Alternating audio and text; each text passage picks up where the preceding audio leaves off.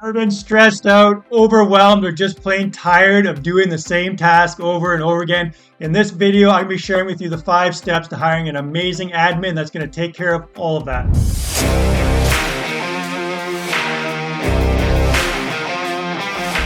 All right, so till now, you've probably been, rocking it solo more or less, besides the, bit of help you might get from a bookkeeper or maybe your wife or spouse or kid or whatever. But eventually, you're going to need to hire an admin person. This could be a virtual assistant. This could be personal, assistant, whatever it may be. You're going to need help with, doing that back end stuff of sending invoices, creating documents, parlaying with clients, answering phones, all that kind of stuff. So if you've been overwhelmed, if you wish you had 32 hours a day, this video is for you. Before we get started, give this video a big thumbs, likes up. Super appreciate you for doing that. Let's get started. So first thing I'm going to be talking about, and these are the steps we're going to be going over, how to figure out what the admin person should be doing, the different tasks, how to set up the documentation, how to hire the right person, how to set up, a proper structure for them so you're getting the most and you're able to delegate properly to them. And then finally, how to create a full estimating SOP system for your admin so that they can create the system for you and not take up all your time. So first thing is delegate this list. One of my favorite lists. This is a list that you need to start taking, and whenever you're doing something like answering a phone, setting up a document, onboarding a new client, whatever it may be, if you're like, I could probably delegate this, or I'm really tired of doing this all the time, this is very repetitive, I'm sure I could, train someone this. Put that task on your delegate this list. Sooner or later, you're going to have, 10, 20, 50, 100 different things that you do that are on your list that is something that you can then pass off and you need to delegate as soon as possible. So things that go on the list are things that are easy to delegate, that, are easy to train someone, and things that are quite repetitive in nature. All right, you with me here? Moving on to the second point. The second thing is to document and record what you're doing. So you've got this list of, different tasks and things you want to delegate. The reason you want to start documenting and recording what you're doing is because if you just hire an admin and kind of throw her into the fire and you start, throwing stuff at her left, right, and center, maybe she'll pick up some balls, but she's probably going to drop a bunch, or whoever it may be, and you're going to end up just spending a ton of time training them, retraining them. They're going to constantly have to be asking you questions about all these different things. So create a document, get it started for the different tasks you're doing. Let's say, invoicing a client or writing a document. You don't have to make it super detailed and built out, but create a document, fill out the 5 steps that you need to do for the specific task. And this way, when you do hire someone to fill that position and give that task to, you've got a little bit of a process they can expand on, at least refer to, so that you're not having to do everything from scratch. So that's point number 2. You're with me here. Getting the right assistant in place will be a game changer for you. These are things that you should not be doing as a business owner. These are things that, someone who is more highly skilled and trained than you in doing these types of admin tasks. There's people out there that love doing this type of work. Those are the people that should be doing it, not you. You should be working on, your marketing, your sales, meeting clients, training project managers, training staff, checking out the vision of the business, all these other things that go with building a business, and get this stuff off your plate as soon as possible. All right, moving on to number 3, you with me here? The third step in this process is interview your VA, or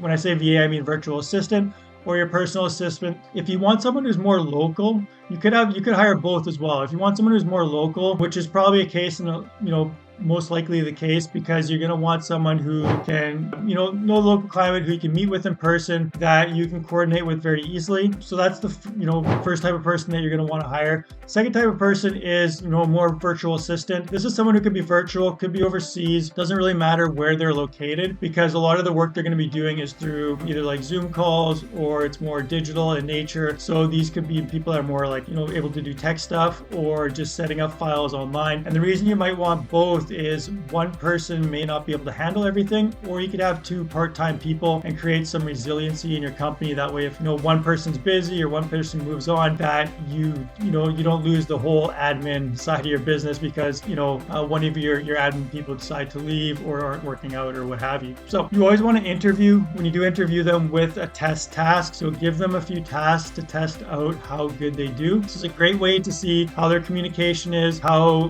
they can writing, writing, speaking, all that kind of stuff, how well they follow direction, how well they can think on their feet. So give a task, the same type of task, to a couple of different people that you're interviewing and see what the input or the output is from them to finish that task. How well did they do it? Did they do it quickly? Again, just seeing who's going to be a good fit for your business. So that's a great way to kind of, they're going to have all these credentials and you see the resume and it's got all this stuff, but how well they actually do, give them a test task and that'll tell you exactly where things are at. So moving on.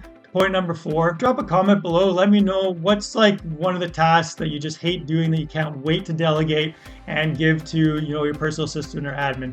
Drop the comment below. I'd love to hear from you as to what that task may be that you definitely want to delegate ASAP. All right, moving on to point number 4. As I mentioned, the fourth step is you want to set up a recurring meeting and do co-working with your admin assistant. So the first thing, the meeting, it could be daily, at least probably a few times a week, where you just need to chunk out part of your schedule. Could be like Monday morning, could be Wednesday afternoon, could be Friday morning, whatever, or every morning between, 7 and 8 o'clock or whatever makes sense for you, but have a specific time that you're always meeting with your admin on a Zoom call. Not that you have to meet in person because that, logistically just it wastes a bunch of time, but create like a conference call and just to go over all the tasks for the day. Like you can, talk about these are all the things that I want you to get done today. She can ask you questions. He can ask you questions on like, stuff they couldn't figure out the previous day. This will save a lot of that, like them constantly, having to call you or ask you or text you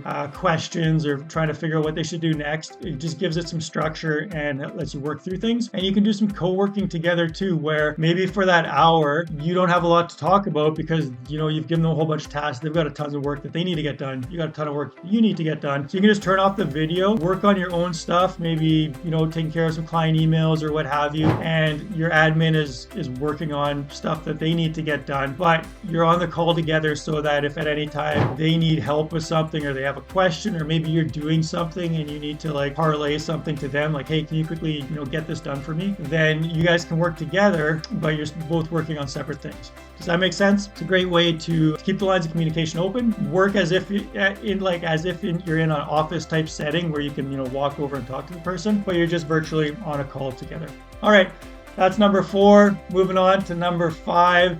This step is like the golden ticket to, an amazing company, and that's have your admin create SOPs, so standard operating procedures. So your admin is going to be doing tasks for you. You've already, have that delegate list. You've documented some of the steps for it, but you don't really have like a built out standard operating procedure of how to get it done or how to do it effectively. So your admin is going to write your standard operating procedures for you. She's going to start systematizing your business for you. So when they're doing a certain task, whatever it may be, could be answering the phone, could be setting up a new client folder in your cloud software, whatever it might be, it could be estimating stuff. Have them start to write out a standard operating procedure of how they do it. And this is great because you can write that yourself, of course, but having someone else write it, they will have a way of doing things that's different than yours. Then you can review it and you can see like what makes sense for them. And because they've learned it recently, they will have a better understanding of what the steps are. Because you know the content and the material and know how to do things really well, you're probably going to jump steps, you're probably going to miss stuff, you're probably not going to go to the level of detail that someone who just learned something would, because for them, like they're going to know all the little stuff because it's very fresh and new. They don't have that background knowledge of doing it,